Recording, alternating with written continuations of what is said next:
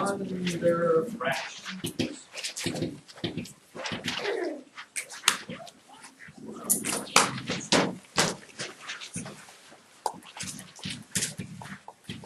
Today is our opening lesson on dividing fractions.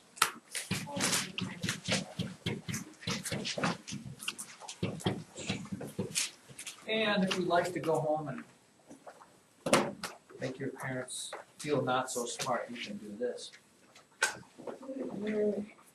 You can ask them the question, Mom, Dad, what is 10 divided by half? Tyler, 10 divided by half is? 5. No.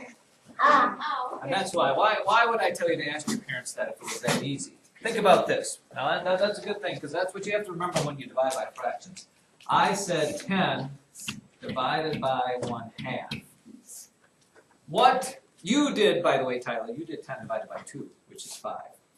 And you're not the only one, but I just thought since you were so eager, I would jump in there. What you are actually answering in this question is, how many halves can you get out of 10?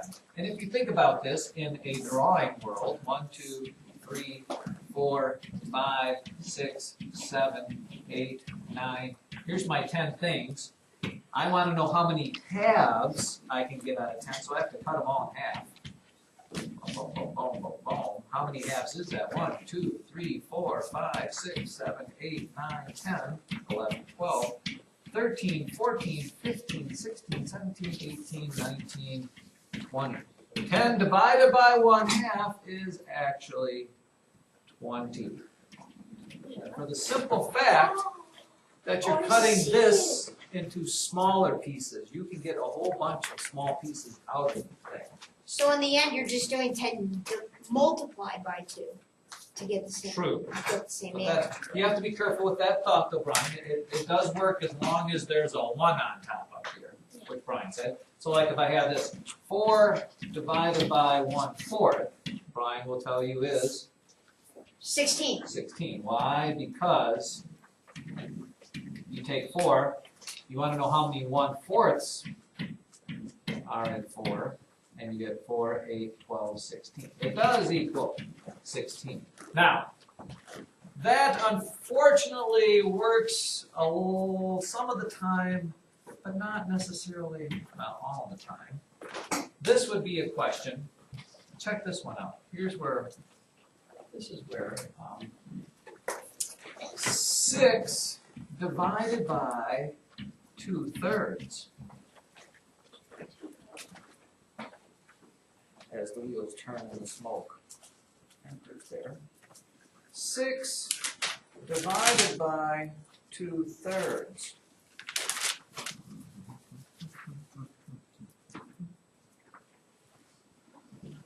Frankie says, 12. no. Brian? 36. 36. Is that what you were going to say? 36? That sounds right. Oh, look at all the 36s out there. Well, ladies and gentlemen, kids of all ages. Let's investigate that. 6 and 2. I don't think that's the answer, but let's look and see. Here we go. So, here's the deal. And by the way, in the end of this, we won't make it quite as hard because it really doesn't have to be this hard, but it's a good way to think about it. All right, so point number 1 here is I'm cutting it into thirds. So I'm going to cut this completely, everything into thirds. Because that's what my bottom part of my fraction is. The question I was asked is how many 2/3 can I take out of 6 whole things? So let's do some coloring here. So here is, that is 1 2/3. This and this make another 2/3. This and this make a third 2/3. This and this make a fourth 2/3. This and this make a fifth 2/3. This and this make a sixth 2/3. This and this make a seventh 2/3. This and this make an 8. And this make 9. 6 divided by 2/3 equals 9. 36 was a touch high there. Now, heaven forbid, ladies and gentlemen, that you really want to do this all the time, right, Andrew? Because what happened if I give you, if I gave you the problem like this, 12 divided by 5/6, you certainly don't want to draw 12 circles, count them all into 6, and then count how many times you can take 5 pieces out of them. There is one very helpful, simple little rule. I gotta see when they actually give it, because I'm actually jumping ahead because they don't give all this to you right away, but I figure it's worth it. You want me just to give it to you, or is anybody gonna guess? Yeah. Give it to you. Okay, write this down. 2 divide by a fraction, comma, flip the fraction.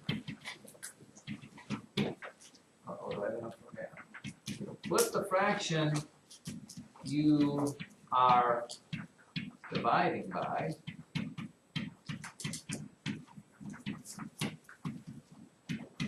over, and then I need you to write this word. We haven't talked about it, but I'm going to put it in there.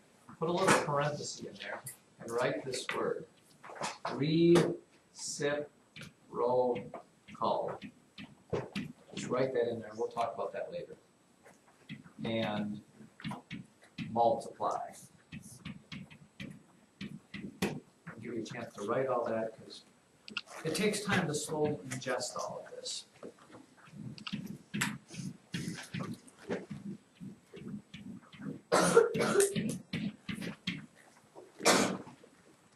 Doing it is much easier than writing all those words down. But you gotta have the words because, well, it's always good to have visual instructions for what you do physically. This is where the long dramatic pause takes place. 2 divide by a fraction. Flip the fraction that you are dividing by over and multiply. That means this, boys and girls. Take a look up here because it's just this easy. 12 divided by 5/6 is the exact same thing as 12 times this fraction flipped over. 6 over 5, which I didn't really pick a good one. I should have done something. I should have picked a different one. Okay. Now, how do I multiply these two things together? And we just did this not very long ago. What do you have to do to 12? Put over 1. So you get 12 over 1. I really should have picked an easier problem. Times 6 over 5. If you do multiply the tops together, 6 times 12, anybody gets 72. And you get 72 over 5, which is ugly, but I'll do it. I didn't pick a good one. They won't be this hard, so don't get all upset if this is a little too hard. 5 goes into 72. 14 and 2/5 times. Again, I just picked one out of the blue, so it didn't work out nicely. But you would have never, it would have taken you a long time to do that, cutting the circle into pieces there. Just know that that's what you do. Let me give you some easier examples. And the nice thing about that is I did whole numbers by fractions, but what if I said this? What is 2/3 divided by 1/2? Okay, those start to get really tough to think about in your head what happens there. You know, if you take 2/3 and cut it in half, how many halves can you take out of 2/3? That's why we have our simple little rule. Our simple little rule is to divide by a fraction, you change it to multiplication and flip this fraction over. This fraction stays the same, and make sure you get that. I get a lot of people who flip the first fraction. Never do you flip the first fraction. It's always the second fraction that gets flipped. Okay? 2/3 stays 2/3. Divide changes the time. 1/2 becomes 2 over 1. And guess what? 2 times 2 is 4. Multiply across, I get 4 over 3, which simplifies to what? What's my mixed numbers? 4/3 is what is a mixed number, Victoria? 1 1/3. 1 1/3. So there's where you can amaze your parents. How many 2/3 divided by 1/2 is actually 1 1/3? It's kind of hard to think about, isn't it? But you can take 1 1/3, 1/2 out of 2/3. It doesn't even make sense. I mean, not really. For the most common mind. That's just the way it is. Another example you're asking for, I can tell.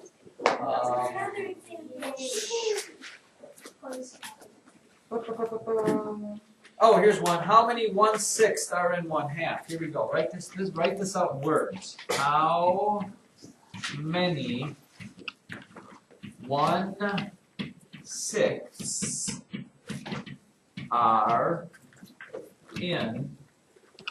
How many 1/6 are in 1/2? And then I need you to stop again for a moment, because we have to talk about this. We have to talk about this. Raise your hand when you have that problem written on your paper. How many 1/6 are in 1/2? Okay, now you can put your hands down. First of all, what type of problem is this? If I asked you how many 5s are in 10, what would you do to solve that problem? It's a division problem. That's the first thing. Anytime you're cutting things into pieces, it's division. Here is where the trouble comes in. Here is where the trouble comes in, Nathan Conrad. Nathan Conrad. This is where the trouble comes in. Okay.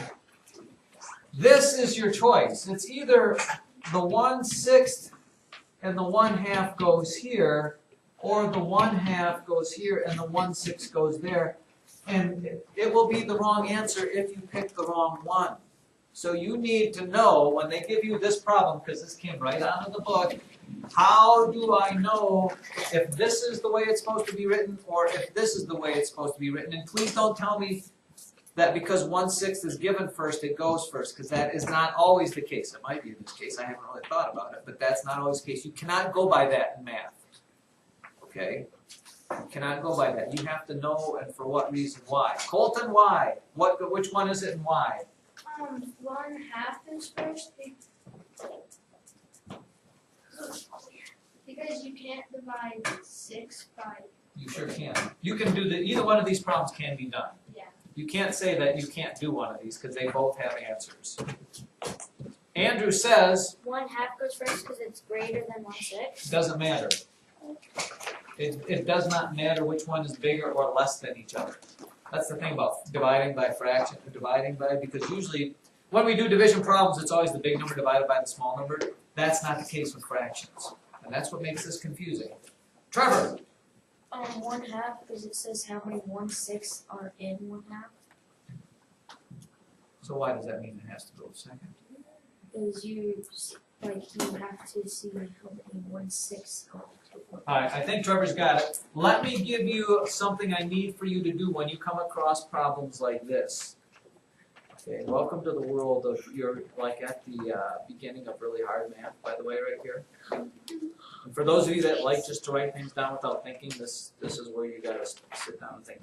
Anytime you come up with fraction problems that you don't really know which order they go in, think about if they weren't fractions, what order they would go in. In other words, this. If instead of 1/6, I change the to say how many 2s are in 8. Can you do that problem? How many 2s are in 8? Yes. How many 2s are in 8? 4. Which one? Did you put the 2 first or the 8 first? 2. I mean 8, sorry. Okay, the 8 went first, so just like that, the 1/2 has to go first. The 1/6, which was the same as the 2, goes second. So this is actually that problem. If you think about it, think about a whole number and what you would do. That's the same thing you do if it's a fraction. So what is my answer to this? How many 1/2 divided by 1/6? How many 1/6 are in 1/2? Well, how do we do division of fractions? We flip and multiply. This changes into that problem. And multiply across. 1 times 6 is 6. 2 times 1 is 2. And the answer would be what? 6 divided by 2 is? No, it's 3.